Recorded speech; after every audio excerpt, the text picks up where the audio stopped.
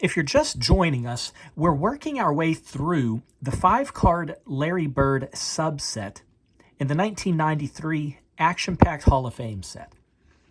The first card in the set, I have it sitting over here, number 17. It was just an overview of his whole career. And we discussed the unusual fact that these 5 Larry Bird cards, they're the only cards in this Hall of Fame set where the person on the card wasn't actually in the Hall of Fame at the time the set was printed. Larry Bird wouldn't be inducted until 1998. Other than that, every card in this set features a member of the Hall of Fame. So these 5 cards are an exception. Not sure why, but nobody's complaining. The second card in the set is a great college card. Good info. And when you combine this card with the NCAA coach cards from this set, it does remind us that 1993 Action Packed Hall of Fame, it might interest college collectors too. So now we arrive at the third card in this Larry Bird subset, number 19. Very important, it's titled Larry's MVPs. The title, the theme of these cards is right here. Larry's MVPs. Before we address the MVPs, which are huge, very important detail there, but I am happy this card doesn't skip his rookie season. The set's kind of going chronologically. The season before Bird arrived in the NBA, the Celtics were last in the Atlantic Division, and they were next to last if you look at the whole NBA. It was that bad, guys. Last in their division, next to last in the whole league. Once Bird arrived, think about this shift. Okay, this is 1979-80. It says right there on the card, you can see they added 32 more wins to their record. They won the Atlantic Division. They went from being last in that division to winning it. Bird, of course, won Rookie of the Year. But let's talk about these MVPs. That's the point of the card. 3 in a row. 3 MVPs in a row. The card mentions, you can see right here, that Larry Bird joined Bill Russell and Wilt Chamberlain as the only NBA players to win 3 consecutive MVP awards. That still holds true to this day. Now, what the card doesn't say is that the MVP was chosen in different ways at different times. Through the 1979-80 season, all of the years before, up till then, it was the players that voted. And that's when Bill Russell and Wilt Chamberlain won their 3 MVPs in a row. Okay, the players were voting for the MVP. So you had 3 in a row for Bill Russell, 3 in a row for Wilt Chamberlain. But after this time, and this is when Bird won his MVPs, the MVP was chosen by a panel of sports writers and broadcasters. That's who was voting.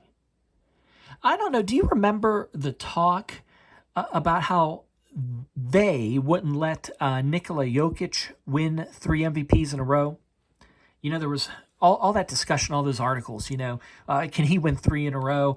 Oh, no, they won't let him. Well, who's they? Well, that's who it was, those sports writers, broadcasters. So agree or disagree, well, now you know who they are. And since they aren't on the court during the season playing with those guys, look, there's extra pressure. If they're going to make a choice with such historical significance, it's got to be for the best of reasons. To kind of break the narrative of history is huge.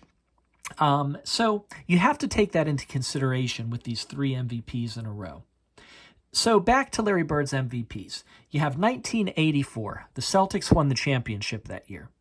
Then you have 1985. The Celtics didn't win the championship. They lost to the Lakers. He still won the MVP, though. Then you have 1986, his 3rd in a row. The Celtics were, again, the champions, And in that year, Bird started to deal with his back injury. So that added to the impressiveness of that particular MVP. So there you have it. Russell, Chamberlain, and Bird.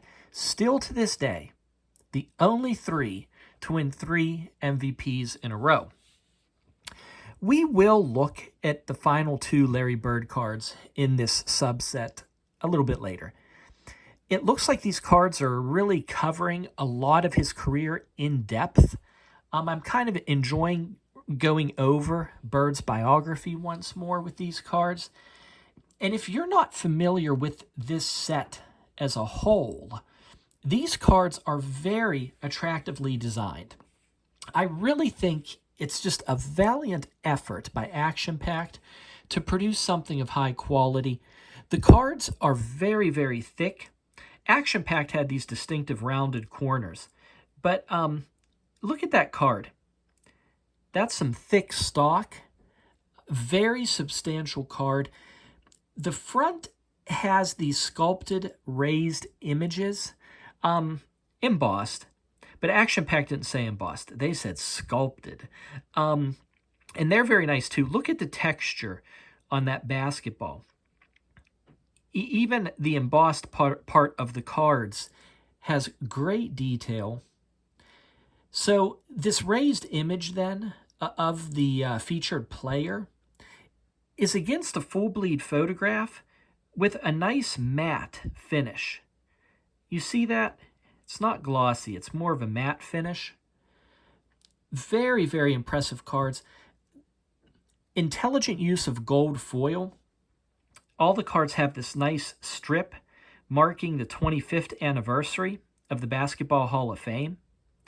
The Larry Bird subset in particular has some gold foil there for the number 33 jersey. This was the year, 1993, that they retired his jersey in Boston.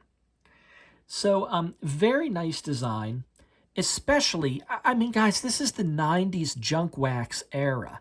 And look at these cards. This is anything but junk wax. I mean, you know, you can make an argument about overprinting, but very nice cards, very substantial.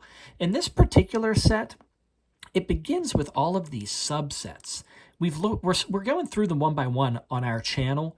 We've looked at the first 10 cards. That was a subset called One-on-One, and they pair up Hall of Famers that share a rivalry or a common theme.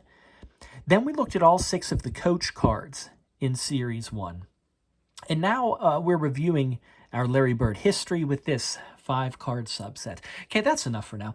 Subscribe and collect with us at Cataloged Clutter for something a little bit different than what you're used to on YouTube. If you want something a little different from videos of expensive cards or PSA 10s or box breaks, on this channel, all we're doing, we're just building sets 1 card at a time, and we're just relaxing, enjoying, studying each of those cards, no matter how common they might be. We'll talk to you later. Bye-bye.